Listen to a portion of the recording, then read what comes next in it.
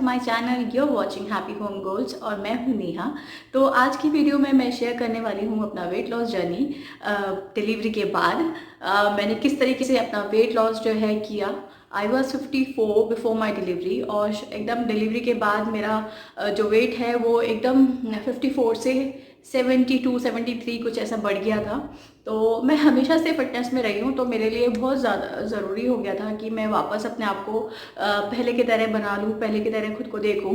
तो मेरी जो डिलीवरी है वो नॉर्मल डिलीवरी हुई थी और यही एक रीज़न है कि आप शुरुआत से फिटनेस में रहे हो तो ये चीज़ बहुत अच्छी हो जाती है आपके लिए कि आपकी जो नॉर्मल डिलीवरी के लिए बहुत इजी भी हो जाता है अगर आप पहले से बहुत फिट रहे हैं तो मेरी नॉर्मल डिलीवरी हुई थी। और मैंने किस तरीके से अपना जो ये वेट लॉस जर्नी है वो स्टार्ट किया, तो मैंने किन किन चीज़ों का ध्यान रखा और किन किन स्टेप्स को सीरियसली अपने ज़िंदगी में अडॉप्ट करके वापस से अपने आप को फिट कर लिया है। और अब मैं अपने आप को बोल सकती हूँ कि yes I am a fit mama. तो कुछ छोटे छोटे और कुछ छोटी छोटी बातें हैं और कुछ थोड़े बहुत स्टेप्स हैं जिनको फॉलो करने से ईज़िली आप बिल्कुल फिट हो सकते हैं और या बिल्कुल आप पहले की तरह हो सकते हैं, मैं ये कहूँगी। तो चलिए वीडियो को स्टार्ट करते हैं। तो जैसे कि मैंने बताया कि मेरा जो पहले डिलीवरी के पहले जो मेरा था वेट वो था 54 और मेरा डिलीवरी के बाद हो गया था 74 72 73। तो बहुत मुश्किल था और मेरे को तो बार बार यही लगता था कि मैं कब वापस से चीज़ें स्टार्ट करूं और कब से मैं खुद को अपने आप को फिटनेस में उतारूं और कब फिट हो जाऊं। तो बट ऐसा नहीं करना था क्योंकि बहुत ज़रूरी है, चाहे आपकी नॉर्मल डिलीवरी हुई है चाहे आपका सी सेक्शन हुआ है, आपको बहुत ज़रूरी है अपने आप को टाइम देना, अपनी बॉडी को टाइम देना रिकवर करने के लिए। क्योंकि डिलीवरी कोई छोटी मोटी बात नहीं है। आप एक लाइफ को इस दुनिया में लेके आ रहे हो और आपको पता है कि आपकी बॉडी, आपके बच्चे के साथ साथ आपका भी नया जन्म होता है, तो पूरी बॉडी जो है वो दोबारा से तैयार होनी बहुत ज़रूरी है। तो 3 महीने तो आपको अपनी बॉडी को रिकवर होने के लिए देना ही चाहिए। तो कभी भी अगर आप स्टार्ट करना चाह रहे हो डिलीवरी के बाद अपना फिटनेस जर्नी, तो कभी भी रश मत कीजिए, जल्दीबाजी बिल्कुल मत कीजिए। अपने आप को पहले कंप्लीट रेस्ट दीजिए, 3 महीने का 2 महीने का एटलीस्ट, और अपने आप को पहले अच्छे से तैयार कीजिए। क्योंकि क्योंकि जितनी जल्दी आप खुद को स्ट्रेस दोगे, वर्कआउट के लिए भागोगे, तो इससे ना आपको बहुत ज़्यादा सीवियर प्रॉब्लम्स भी हो सकते हैं, जैसे कि बैक पेन हो गया, नी पेन हो गया। बहुत ऐसी सीरियस चीज़ें हैं, सीरियस प्रॉब्लम्स है जो आपको लंबे टाइम के लिए हो सकती है। तो पहला स्टेप यही है कि कभी भी जल्दीबाजी बिल्कुल मत कीजिए, अपनी बॉडी को रिकवर होने के लिए पूरा पूरा टाइम दीजिए। तो स्टेप नंबर 2 है डाइट। तो मैंने क्या किया था, मैंने इनफैक्ट मैं कहूँ 1 साल तक मैंने कोई डाइट फॉलो नहीं करी। इनफैक्ट अभी भी मैं कहूँगी कि मैं कुछ ज़्यादा डाइट फॉलो नहीं कर रही हूँ, क्योंकि जब आपका बेबी होता है आप ब्रेस्ट फीड करते हैं उसको, और बहुत सारी चीज़ें हैं जो आपके ज़रिए आपके बच्चे तक पहुँचती है। तो मैं ये कहूँगी कि कोई भी चीज़ स्किप नहीं करनी चाहिए। इनफैक्ट उस टाइम पे तो बहुत सारी ऐसी चीज़ें जो आप नॉर्मल डेज में भी नहीं खाते हो वो भी आपको खानी चाहिए, क्योंकि हर एक फूड का अपना एक क्वालिटी होता है जो आप तक पहुंचना ज़रूरी है, क्योंकि आपके ज़रिए वो आपके बेबी तक पहुंचेगा। और उस टाइम पे ऐसा भी होता है कि आपके घर वाले लड्डू बनाते हैं और बहुत सारी चीज़ें, मतलब उसमें बहुत सारी चीज़ें होती है, देसी घी और ड्राई फ्रूट्स। तो वो सारी चीज़ें कभी भी अवॉइड मत करना, वो आपकी बॉडी को रिकवर करता है, आपकी बॉडी को स्ट्रांग बनाता है। तो वो चीज़ें मेरे ससुराल की तरफ से मेरे मॉम ने भी बहुत बना के भेजे थे। तो वो चीज़ मैंने बिल्कुल अच्छे से खाई थी। और ये सारी चीज़ें कभी भी इग्नोर नहीं करनी चाहिए। मसाज करानी चाहिए, जो कि मैंने ज़्यादा नहीं कराई थी लेकिन हाँ कराई थी। तो ये सारी चीज़ें जो खाने की चीज़ें हैं, ये आप स्टार्टिंग में तो बिल्कुल भी ना करें, क्योंकि हर एक जो फूड है उसका एक अपना क्वालिटी है जो बच्चे तक पहुंचनी बहुत ज़रूरी है। तो बाद में जैसे 2-3 महीने हो गए, उसके बाद मैंने क्या किया था कि खाना जो है मैं खाती थी, सारे खाने खाती थी, सारा मैं जो है कोई भी चीज़ मैं स्किप नहीं करती थी। लेकिन धीरे धीरे मैंने क्या किया, खाने की क्वांटिटी जो है वो कम कर दी। जो मतलब थोड़ा थोड़ा खाती थी लेकिन बार बार खाती थी, बट मैंने कोई चीज़ कम नहीं करी। तो दिस वाज माय डाइट। मैंने कोई चीज़ स्किप नहीं की और बहुत अच्छे से मैंने फॉलो किया। अब आते हैं सबसे इम्पॉर्टेंट पॉइंट में, जो कि है एक्सेप्ट योर सेल्फ। बहुतों को मैंने देखा है और मैंने खुद को भी देखा है कि डिलीवरी के बाद जब आप अपने आप को इतना ज़्यादा मोटा पाते हैं तो खुद से ना आपको थोड़ा अजीब सा फील करते हैं आप, और सारा कॉन्फिडेंस जो है वो आपका चला जाता है और खुद को मतलब हेट करने लगते हैं। बट मैं ऐसा कहूँगी कि आप अपने आप को सबसे पहले एक्सेप्ट करें। आप जैसे हो वैसे खुद को एक्सेप्ट करें। और आप ये सोचिए कि ये आप एक लाइफ को अपनी दुनिया में लेके आए हैं, इस दुनिया में लेके आए हैं, तो उसके लिए ये अगर हुआ है तो कोई बात नहीं, टाइम के साथ साथ सब कुछ ठीक हो जाएगा। तो ये बहुत इम्पोर्टेंट पॉइंट है। तो एक और पॉइंट है जो कि बहुत इंपॉर्टेंट है, वो है ब्रेस्ट फीडिंग। तो ब्रेस्ट फीड कराइए, ज़्यादा से ज़्यादा जितना टाइम हो सके आप ब्रेस्ट फीड करवाइए। ये आपके बेबी के लिए तो अच्छा है ही है, आपके लिए भी बहुत अच्छा है और इट्स अ नेचुरल प्रोसेस। आप अपना वेट लूज कर सकते हैं बहुत ही ज़्यादा इजीली। तो ये एक और इम्पॉर्टेंट पॉइंट है। अब सबसे इम्पॉर्टेंट जो पॉइंट है वो है वर्कआउट। वर्कआउट तो करना पड़ेगा ही आपको। तो जब मैंने स्टार्ट किया था, मेरे 2 महीने कंप्लीट हो गए थे, कंप्लीट मैंने रेस्ट लिया था। उसके बाद जो मैंने स्टार्ट किया अपना वर्कआउट वो ये ऐसे किया। मैं स्टार्टिंग से ही फिटनेस में रही हूँ, जैसे कि मैंने बताया। तो वेट ट्रेनिंग वगैरह और हैवी एक्सरसाइजेस वगैरह मैं करती रही हूँ। बट अभी 2 महीने के रेस्ट के बाद मैंने एकदम से चीज़ें स्टार्ट नहीं करी, क्योंकि डिलीवरी हुई है कोई मजाक नहीं है। बहुत बहुत आराम से चीज़ों को इनिशिएट करना है। तो 2 महीने के बाद मैंने स्टार्ट किया था अपना वर्कआउट, और मैंने स्टार्ट किया था सिंपल वॉक से। तो जब 2 महीने मेरे बेबी को हो गए थे तो मैं सुबह सुबह मतलब रात भर जागता था मेरा बेबी, और सुबह के टाइम में बहुत अच्छे से सोता था। तो मैं अपने हस्बैंड के पास उसको छोड़ के मैं सुबह निकल जाती थी वॉक करने के लिए। तो वॉक करती थी, मैं हाफ एन आवर वॉक करती थी और थोड़ा वॉक करती रहती मैं वहाँ पर भी जाती थी ताकि मैं लोगों को देख के थोड़ा सा मोटिवेट हो पाऊँ, अपनी पुरानी चीज़ों को याद कर पाऊँ। तो मतलब कुछ नहीं, बस मैं एक डिसिप्लिन क्रिएट करने के लिए जाती थी। मतलब मेरे को ये था कि वो जो फिटनेस का कीड़ा है वो दिमाग से निकल ना जाए, ये सोच के कि नहीं नहीं रेस्ट और कर ले। मैंने वॉक से स्टार्ट करी और ऐसा मैंने 1.5 महीने किया। उसके बाद मैंने धीरे धीरे वर्कआउट को बढ़ाया, जैसे कि थोड़ा स्ट्रेचिंग किया, थोड़ा सा वॉक अपनी और बढ़ाई। पहले धीरे धीरे वॉक करती थी, उसको मैं ब्रिस्क वॉक में लेके आई। फिर धीरे धीरे जो है मैंने और चीज़ें स्टार्ट करी। वेट ट्रेनिंग मैंने अभी भी स्टार्ट नहीं करी थी, और मतलब 4th महीने में भी मैंने स्टार्ट नहीं करी थी। उसके बाद मैंने धीरे धीरे जो है एब्स की एक्सरसाइज करी, लेग्स की एक्सरसाइज करी, आर्म्स की एक्सरसाइज करी, और इस तरीके से बैक एक्सटेंशन करती थी, प्रॉपर स्ट्रेचिंग करती थी, बैक एक्सटेंशन करती थी। और जब वर्कआउट के बाद कूल डाउन बहुत प्रॉपरली इन सब चीज़ों को करना पड़ता है, अदरवाइज आपका जो वर्कआउट है वो अच्छे से नहीं हो पाएगा, अच्छे से रिजल्ट आपको नहीं दे पाएगा।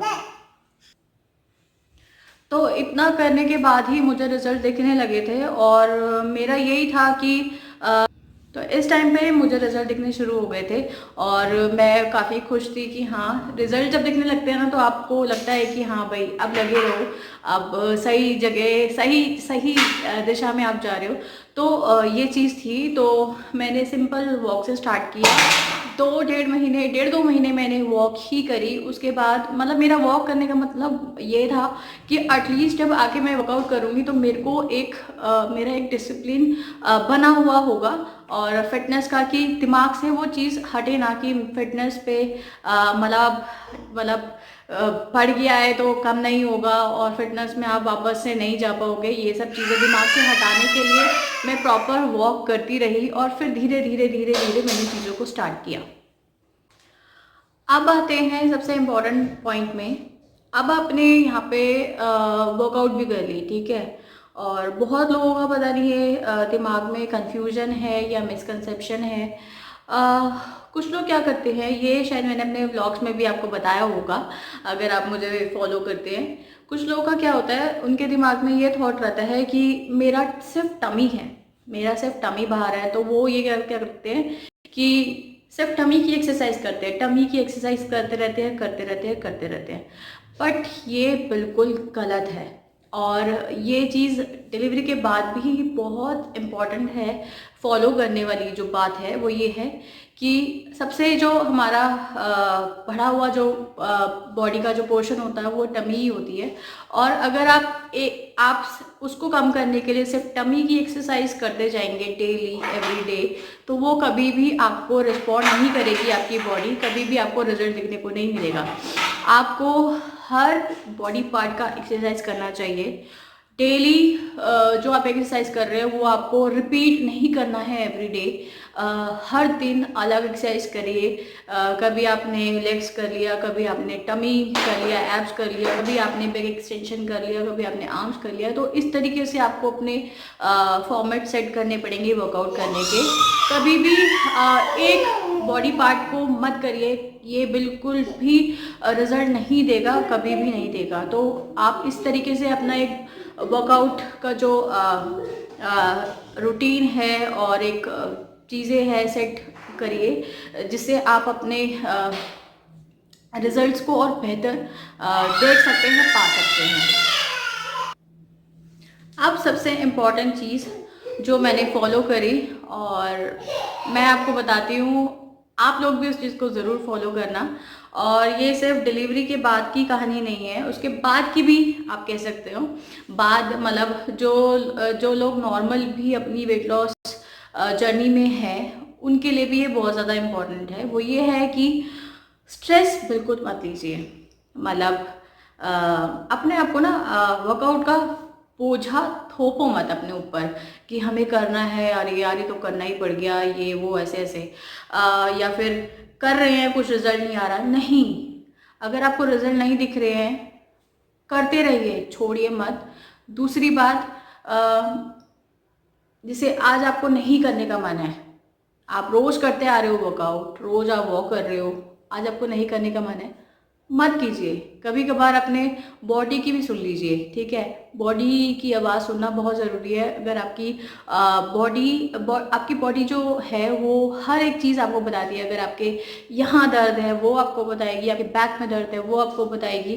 तो बहुत ज़रूरी है अपनी बॉडी की भी सुनना और उसके अकॉर्डिंग एक्ट करना। तो अगर आपको बिल्कुल नहीं हो रहा कि आज मेरे से वर्कआउट नहीं हो रहा, तो आप छोड़ दीजिए, नेक्स्ट डे फिर दुआ से स्टार्ट कीजिए। अब है कि पानी कैसे पिए। पानी भी बहुत ज़्यादा इम्पोर्टेंट पॉइंट है। और बहुत मतलब पानी मैं किस तरीके से पीती थी, मैंने डिलीवरी के बाद ठंडा पानी पिया ही नहीं। और अभी 1.5 साल हो गए हैं, तो अभी भी मैंने ठंडा पानी पीना शुरू ही नहीं किया। इनफैक्ट मेरे को ठंडा पानी मैं स्टार्टिंग से ही नहीं पीती हूँ। ठंडा पानी कभी भी नहीं पीना। और कभी भी अगर मैं पानी पीती हूँ तो या तो गर्म पानी, सुबह के टाइम पे गर्म पानी ले लिया, और थ्रू आउट गुनगुना पानी।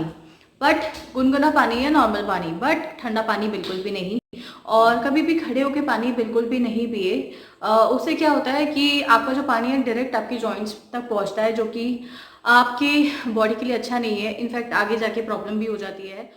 और पानी खड़े होकर इसलिए भी नहीं पीना चाहिए कि आपका जो टमी है वो बाहर निकलता है उससे।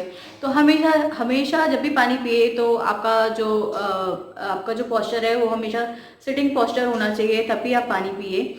उसके बाद इस चीज़ का भी ज़रूर ध्यान देना है कि पानी कभी भी आप खाना खाने के बाद डायरेक्टली पानी ना पिए।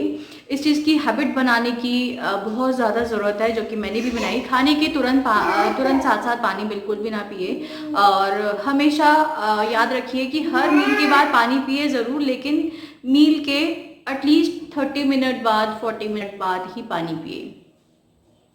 अब बात करते हैं मोटिवेशन की। अब भैया आप खुद को मोटिवेट कैसे करें, खुद को मोटिवेटेड कैसे रखें।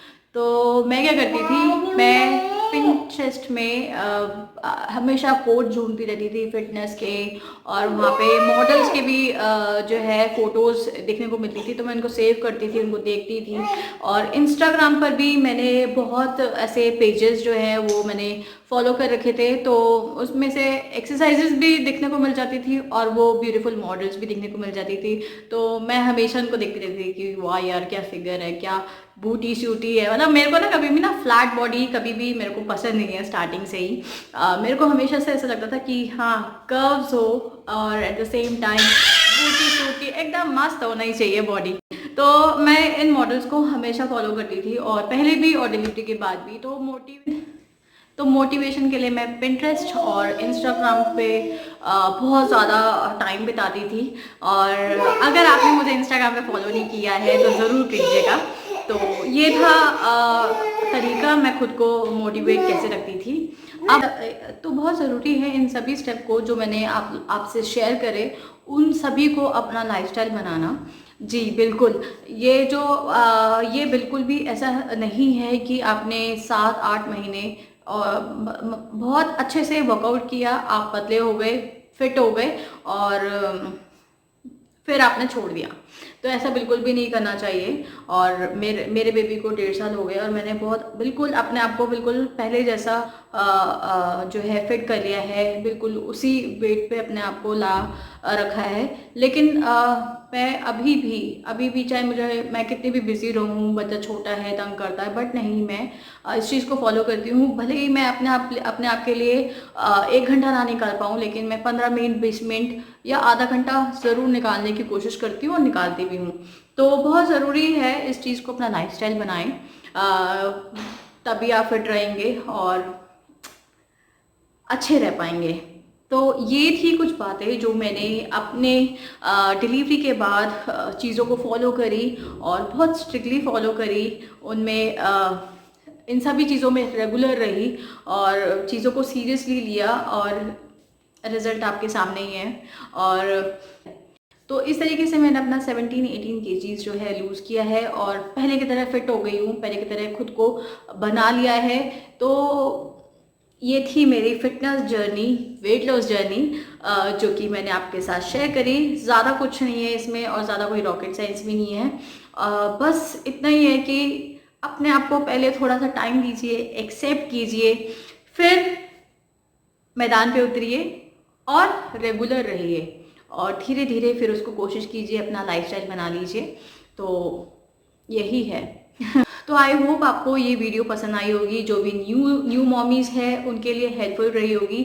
बल्कि मैं तो कहूँगी जो जिन मॉमीज़ को टाइम भी हो गया है, 1.5 साल 2 साल 3 साल हो गए, वो भी इन बातों का ध्यान रखें और फिटनेस को अपनी लाइफ में अडॉप्ट करें। ये बहुत ज़्यादा ज़रूरी है। तो आई होप ये वीडियो आपके लिए हेल्पफुल रहा होगा, वीडियो पसंद आया होगा। अगर पसंद आया है तो प्लीज़ मेरी इस वीडियो को एक लाइक ज़रूर दीजिएगा। नए फ्रेंड्स मुझे और अच्छे से जानने के लिए सब्सक्राइब ज़रूर कीजिएगा मेरे चैनल को, कमेंट करके ज़रूर बताइएगा, या कोई क्वेरीज़ है वो आप मेरे को कमेंट के ज़रिए पूछ सकते हैं, और इंस्टाग्राम में भी ज़रूर फॉलो कीजिएगा। तो मैं मिलती रहूँगी आपको अपने व्लॉग्स में और ऐसी और फिटनेस रिलेटेड वीडियोस में। तो इस वीडियो में बस इतना ही। अभी के लिए bye bye and thanks for watching.